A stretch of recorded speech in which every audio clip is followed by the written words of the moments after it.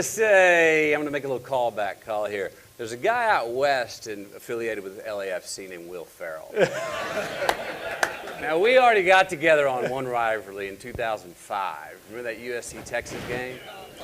So let's kick that back up with Austin FC at LAFC. Hook 'em, and let's roll.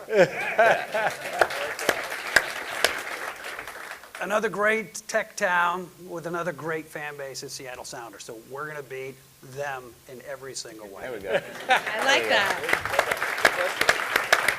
It sounds like they should all be our rivals. We'll Yes. just take all the teams. yeah. Well, Yes. there's 27 other rivals at the moment, yes.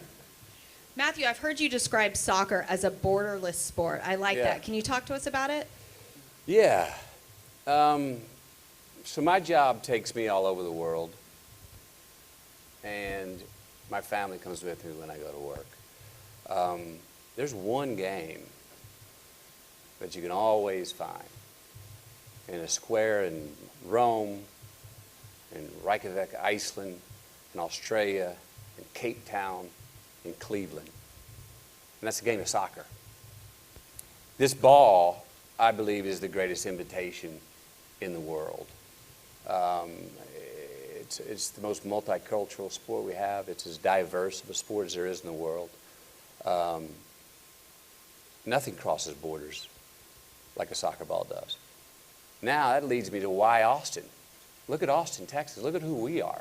We're one of the most diverse cities in the world, most multicultural cities in the world, an international destination. If you take a blueprint of who we are as Austin, we are soccer. This is a soccer city. So now we're bringing this world's game to our city. It makes so much sense to me. I feel like I'm so glad to get in at this moment because I'm like, Austin is a soccer city. Austin is soccer, and soccer is Austin. This is I say borderless. It's more than an investment for Austin. I've said this before. It's an investment in Austin, who we are. It's authentically who we are. And the team, how we run it, the team we put on the field, what Austin FC is to Austin should feel synonymous. This team should look like Austin. We should be mirror images of each other and win. Yeah. Winning team. Yes. Indeed. Brian, you mentioned moving here from Midland, Texas, and I know you're committed to making this city even more vibrant. So can you talk to us about what having a major league team here means for Austin from an economic development perspective? Just recently in December, my wife's from Spain, and we went to a Real Madrid match, and I observed thousands and thousands of people marching through the streets. It's not like an American football tailgate. They walk the streets and they sing and they're eating at restaurants and there's vendors, and it's going to help with the small business community in Austin. And it's going to help with tourism dollars, and it's just going to plow millions and millions of dollars back into Austin. It's pretty exciting. Oh, yeah. Is that called a march to the match? Is that what they call it? I'm calling it a march. You can call it anything you want. It sounds like fun. I want to do it. They were doing the Spanish singing. I don't know the songs they were singing, but some Real Madrid chant. Sounds terrific. Okay, Marius, how do you think the world's game and soccer can intersect with technology to create an unmatched experience for supporters in Austin?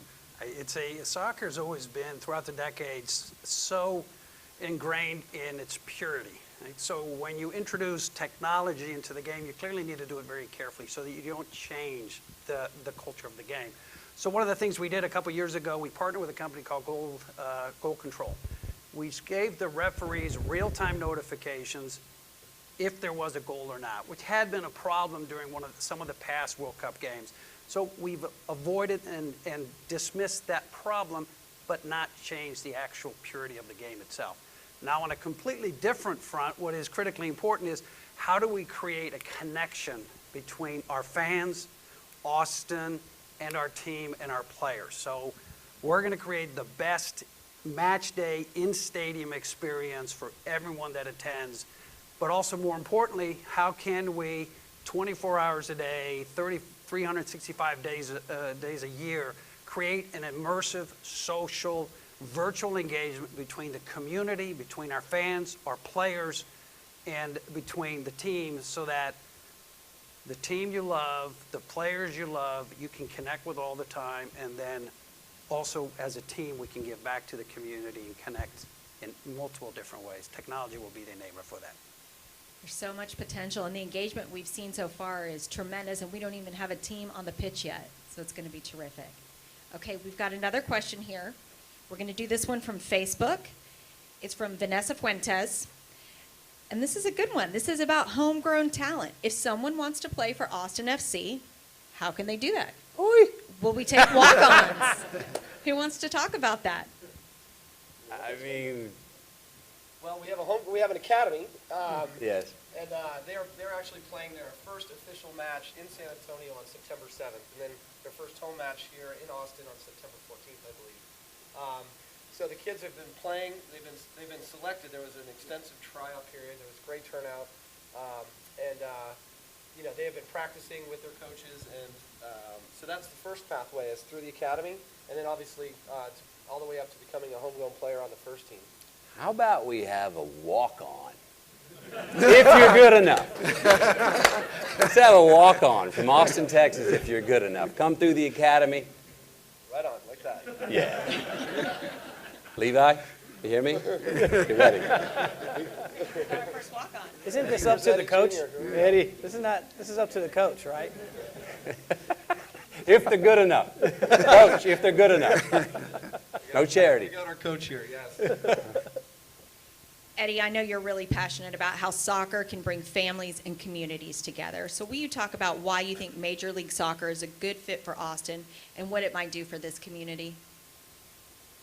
Okay, well, let me tell you a little bit of how I grew up and see if that, and how it impacted me, and see if that can answer your question. Great. But so I grew up going every Saturday to a soccer match with my friends and my family.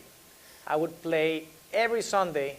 I would play with my parents, well, my dad, my brothers, my family, my uncles, my cousins. We would spend an hour after every game, just talking about the game, talking about the team's local team score for that week.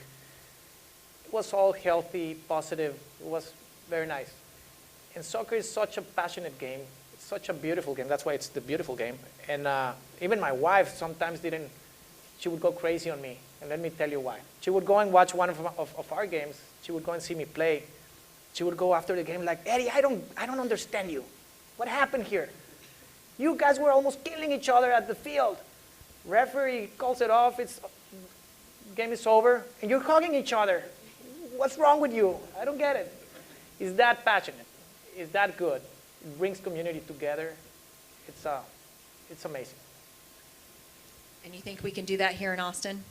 Oh, for sure. Through Oh, the beautiful sure. game? You know, you go to your first game of your local team at your local stadium, you'll be hooked for life. Eddie. We bleed soccer. You'll bleed soccer. In our case, we're going to bleed verde. It's big time. And it's another way that Austin is a soccer town. You talk to them about the game of soccer, how it's a team game and not an individual game. If you have a couple of great players, but you're not a team, can you win in soccer? Of course not. There needs to be chemistry. I don't care if you have 1, 2, or 3 good players. If you don't have chemistry in the club, you're not winning. It's a team sport. It makes you humble. Very much our blueprint of our city. And in the words of Roy Spence, Austin's a city where nobody's too good, but everybody's good enough. That's the game of soccer. And speaking of chemistry and speaking of team, Anthony, you must have had your pick of people to join you as owners of Austin FC. Why did this group make sense? Chemistry. Obviously there was a strong interest. Numerous investor groups approached us, and we spent a lot of time kind of finding the right people. For me, it was all about the people. It always has been and always will be. Each of these folks really represents the city, is here for the right reasons. This is for the community. Make no mistake, we're here today to grow the legend, and this takes the stakes up a notch. We've got a dream team here that can really take this to the next level. We are now locally owned. We have local ambassadors. We have ambition as a club. We want to win a lot of trophies and make the city proud, do a lot of extraordinary work in the community, whether it's building fields or inspiring kids through our soccer camps and programs in our academies. You know, we're doing this all for Austin. These 4 individuals live in Austin, they love Austin, and they wanted to join us in building this club for Austin.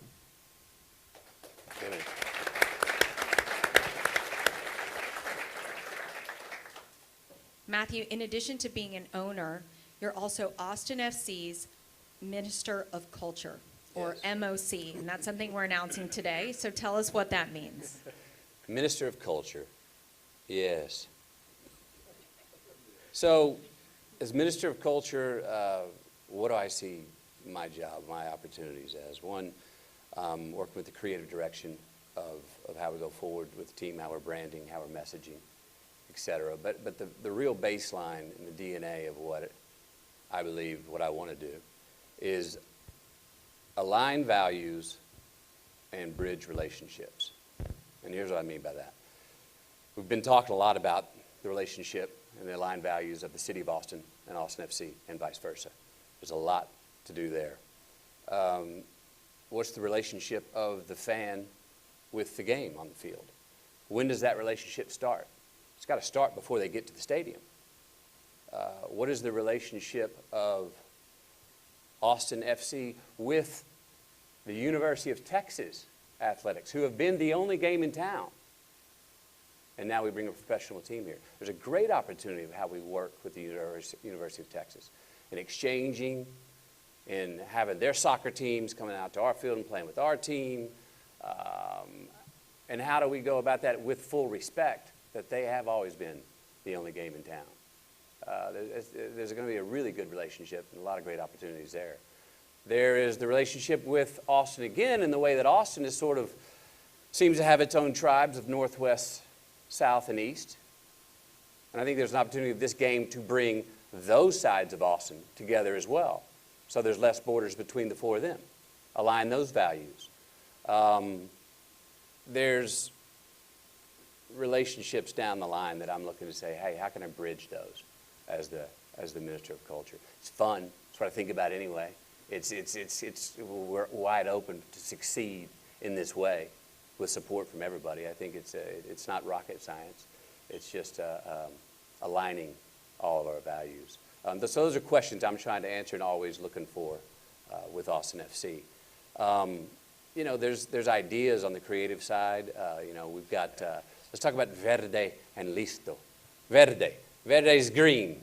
It's springtime. It's a new beginning. It means literally go. Life. Green light, go. It means life. What else does verde mean? Energy, sustaining energy. Sustainability, energy, sustainable game, sustainable with the oak tree, sustainable Austin, sustainable energy. Green, it means a whole lot of great things that make us feel good and mean go forward with them. Listo, well, that's obvious. We're saying it. He said, estamos listos. We're ready. Verde, listo. You know, there are, I talked about the, let's have a walk-on if they're good enough, coach. Look at our supporter group. Does everyone know what supporter groups are? Right? Here we go, right? So, we got a great opportunity for our supporter group to be a blueprint of all the diversity in Austin. And that'll be a different supporter group than anywhere else in the world. And so let's look at all these composites of how Austin's diverse, fill those up, curate those, and have those in our supporter group. That's going to be a colorful, what do you call it behind the pitch? It's not an end zone. What do you call it? Just supporter group. That's going to be a colorful end of the stadium, unlike any other. All right? So, you know, these are things I'm thinking about as Minister of Culture. These are things that I want to do. Again, make this a team that we all enjoy. The world looks at us and admires us. Make this not only the coolest team in the MLS, let's make this the coolest team in the world. Let's make it the coolest team in El Mundo. Toro, listo, verde. Let's go.